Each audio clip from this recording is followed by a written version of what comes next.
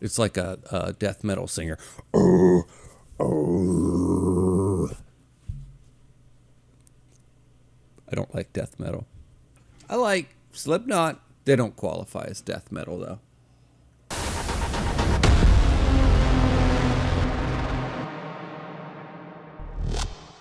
Welcome back to Berserk, everybody. I missed you. It's been a week. I haven't seen you. It's wonderful. I mean, it's not wonderful that I was gone for a week. It's wonderful that we're back together. That's what I'm saying here.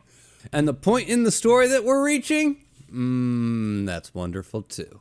Also, my survey that I've been talking about for what seems like a month is officially up. So if for some reason you haven't seen it already, I will have it linked in the description below. As I've said before, we're dangerously close to being caught up with Berserk, and what happens next is completely up to you. So make sure if you haven't seen that survey already, go down to the description, click that little link, and vote. I will be leaving this up for several weeks, so hopefully I can get as many votes as humanly possible, and we'll see where we go from here. Also, I want to thank my patrons. Thank you guys so very much. I cannot express how much I appreciate your guys' support. Thank you. Now, this week we open on the demons marching against other demons or things. I don't really know. And they're being led by Griffith. And then the demons are going to charge. And let's be honest, we don't give a shit about anything in this panel other than Zod. And the silly looking Hydra thing's back. Who knew? I thought I spent too much time pointing out that he looked silly because he was just a throwaway character. Oh no, he comes back to grace us with his beautiful character design once again. But luckily Zod takes care of him. Oh, thank you, Zod. Another reason to like Zod. He takes care of the bad character designs. By the way, there's a buddy in your own group who happens to be an archer. You might want to take care of that one too while you're at it. But anyway, Griffith's group is victorious. Yay! Did you see it going any other way, to be quite honest? And actually, for about a whole arc right now, Griffith has gotten a legitimate, hero's arc.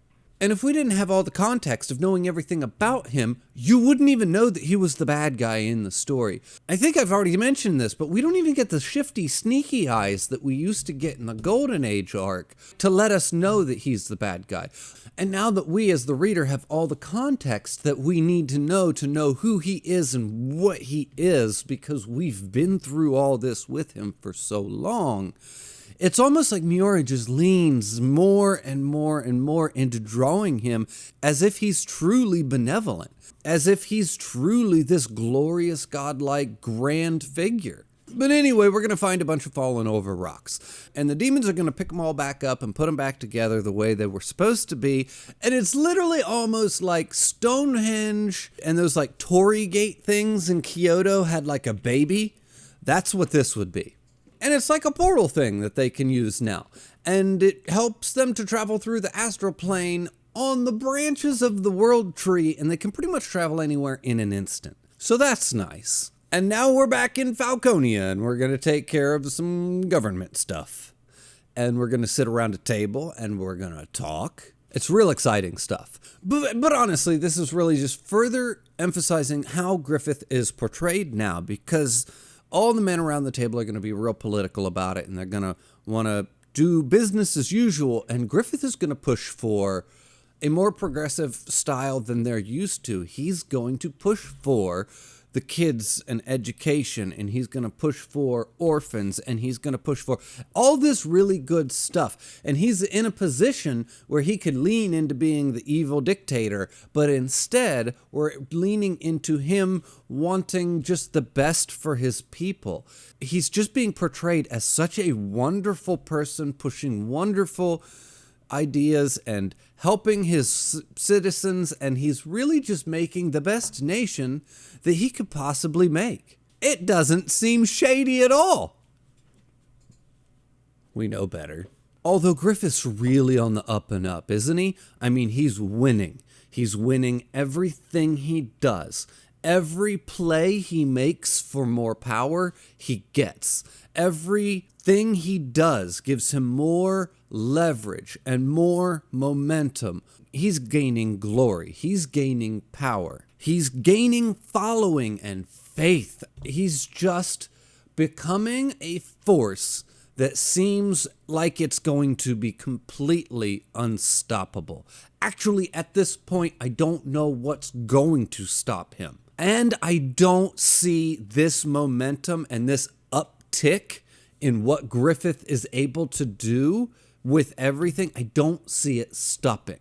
Something's gonna have to break for this to stop. And it just might be inside of Guts' crew. Anyway, after all that's said and done, now Griffith is going to get some alone time with the princess, which of course is going to upset Sonia.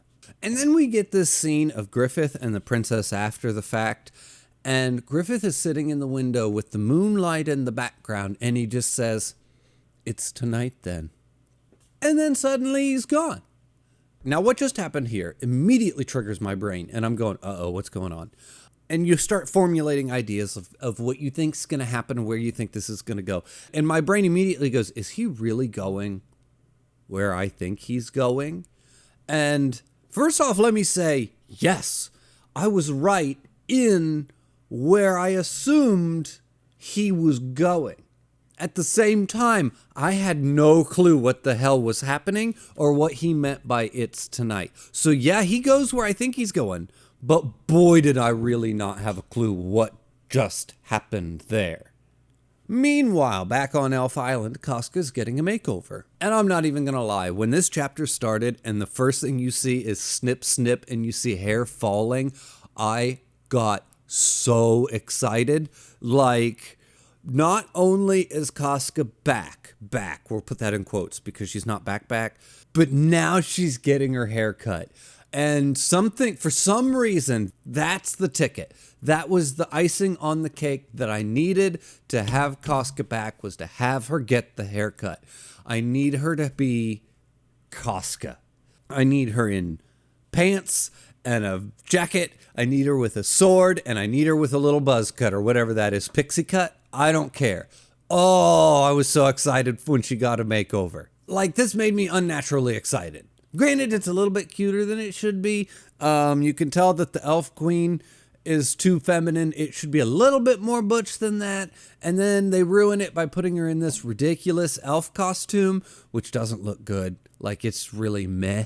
I mean, I guess it kind of calls back to her old outfit, just elfified, but it doesn't look good and I don't like it. But we're moving in the right direction, so I'm going to try not to complain. And then she immediately goes into combat practice, which is awesome. And everything seems like it's just coming right on back.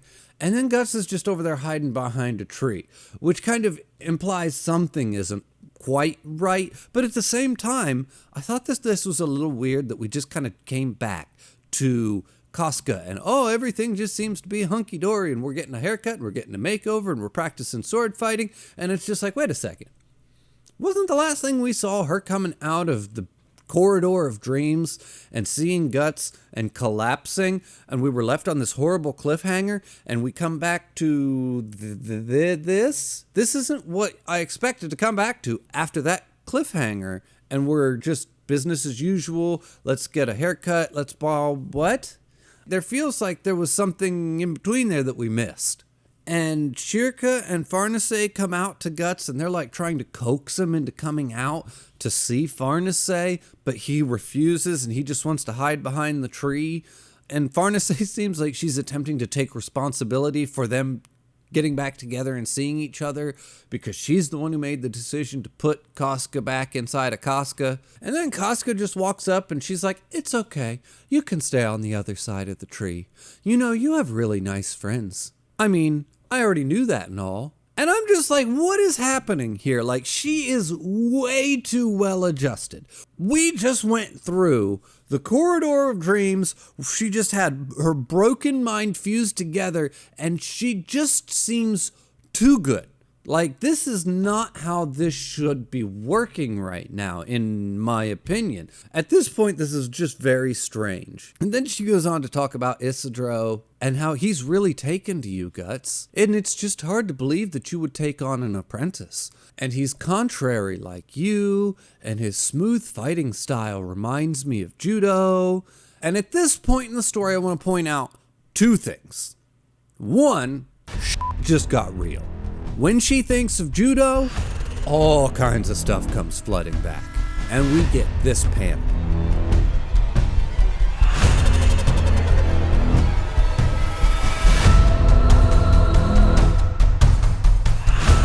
Then she collapses, and Guts comes running out from behind the tree on reflex, which just makes everything worse.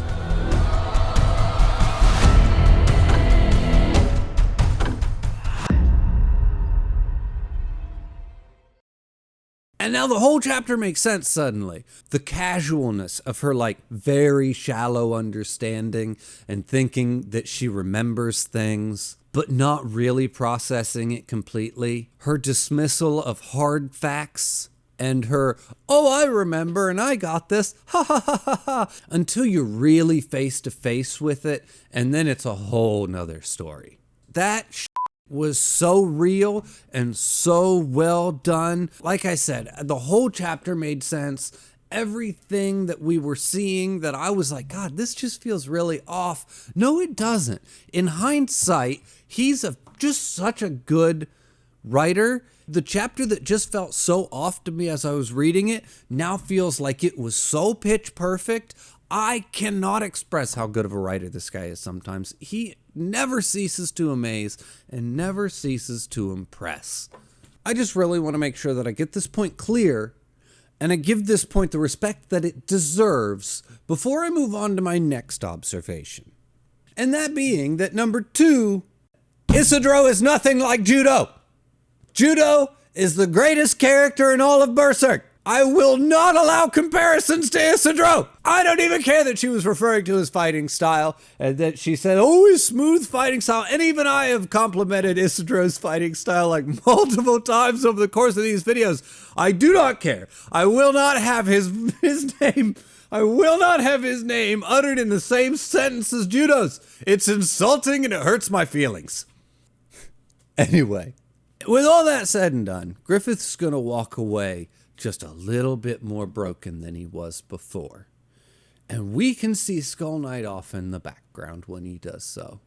But real quick, we're going to see the aftermath of what just happened to Casca. And everyone's watching over her. And Farnace is going to go prepare for her test or her trial or something. Prove her worthiness. I don't know. And she's going to get a new costume. And with this manga, please stop dressing people in elf clothes. I do not appreciate it or like it. They look terrible. It's like we have a group of clowns walking around suddenly.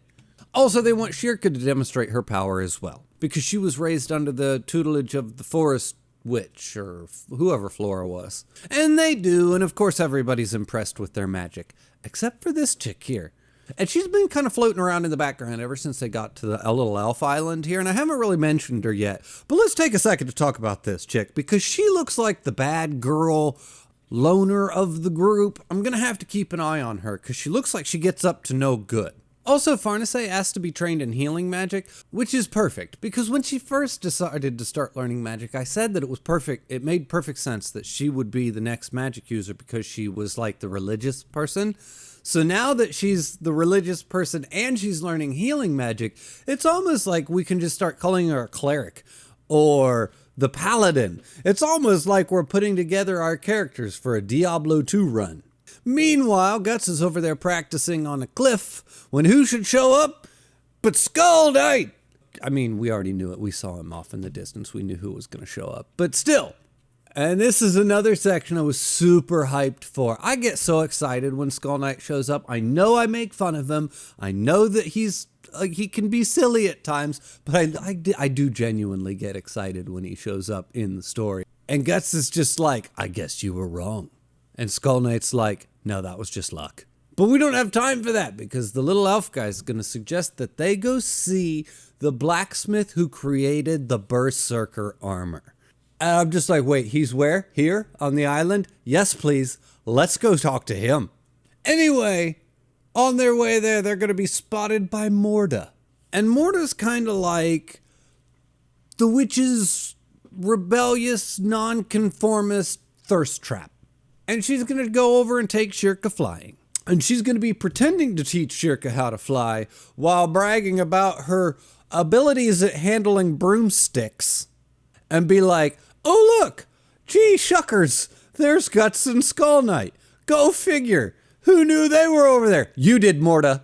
So they go ask a creepy old witch exactly which way they went, and then they go and follow him. Now we get to see Guts being introduced to the old blacksmith. And in the introduction, Skull Knight greets the old blacksmith, and he even says to him, because of you, I'm still in good health. And the old blacksmith says, as you say that from inside a coffin or something like that. And I wonder what this is supposed to mean when he says being in good health. Does that mean that he's in good health because this is an after effect of him wearing the Berserker armor back in the day? Or does this imply that the armor that Skull Knight is wearing currently was also made by this blacksmith? Because I feel like I would lean towards that implying that the armor Skull Knight is currently wearing was also made by this blacksmith. I have nothing to back that up with, but that kind of feels like what this is implying. Anyway, Guts says that he appreciates the armor and what using it has allowed him to do. And the blacksmith says using it and mastering it are two different things. And then he hits him, triggering the Berserker armor and chains him up. And I'm just like, yeah, let's go. And this sends him into flashes of Skull Knight's life, starting with this epic ass panel here. And I mean, I love this. You could put this as like a wallpaper on your computer. It's just awesome. Also, I want to point out that the God Hand is literally entirely different. Not a single member is the same other than Brain Guy. Also, the other thing I noticed is there is a full 5 members, which we didn't have at the beginning of Berserk. We had to get Griffith to be the 5th member. So at this point in history, there was a full God Hand, and they were all different except for Brain Guy. So history has a way of repeating itself in more ways than one. Also in the flashback, we're in the middle of an eclipse. We also get to see that Skull Knight is there with a branded girl, and they are very clearly in love. Also, she dies at this point in history. And at this point, right as Guts is going completely out of control and literally breaking the chains that the blacksmith has made to hold him in place, Shirka jumps on his back and pulls him out. And I kind of was a little conflicted about that because I kind of wanted him to stay in a little bit longer to see what was going to happen next. So you kind of ruined it, Shirka. But at the same time, the chains weren't holding him, so I guess somebody had to do it. And Skull Knight says what you just witnessed was the end of a foolish king. So what did we learn here? During the last eclipse, Skull Knight watched the one he loved die. But at this point, my brain wants to go to who sacrificed her? Because it clearly wasn't Skull Knight, or Skull Knight would be an apostle right now, and he's not. Skull Knight was in the Berserker armor, so kind of like Guts. So somebody had to sacrifice her. Who was it? Was it one of those 5 God Hand? What was happening? I need to know more about Skull Knight's history. What? Anyway, then the very next scene is going to be Skull Knight standing over top of her grave there on the island, and we find out that Queen Yogurt is actually the very spitting image of his lover from the past. We even get this panel of Skull Knight talking to Danon as though him and her were the lovers from the past.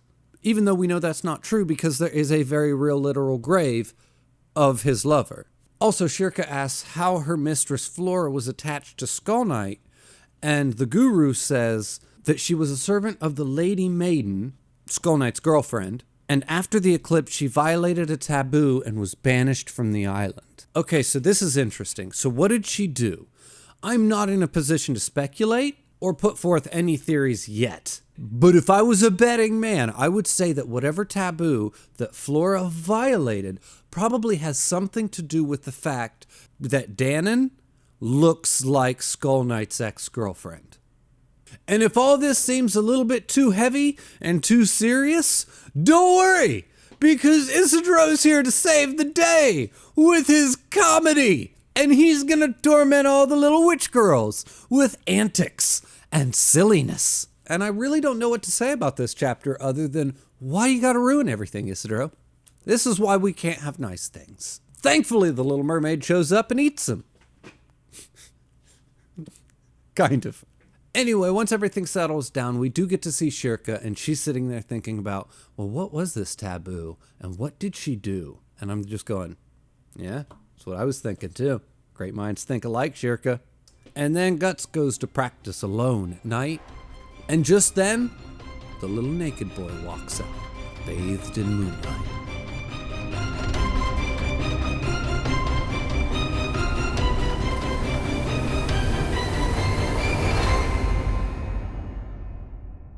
And I'm just going to have to pause right here. There's no way I can even come close to tackling the next chapter in this video. And if I'm being honest, that chapter deserves its own video all by its lonesome. Anyway, as good as this section was, as much as I loved some of that backstory, as much as I just drooling for more Skull Knight history and all of that. And I love the Griffith stuff too, but it's not like that hype moment of the manga for me. Anyway, I'm going to go ahead and I'm going to dial this one back from a 9 to probably an 8.5. And as always, everybody, thank you so very much for watching. The link for my Patreon's in the description below. The link for my Discord's in the description below. Thank you so very much for watching, and I'll see you next time.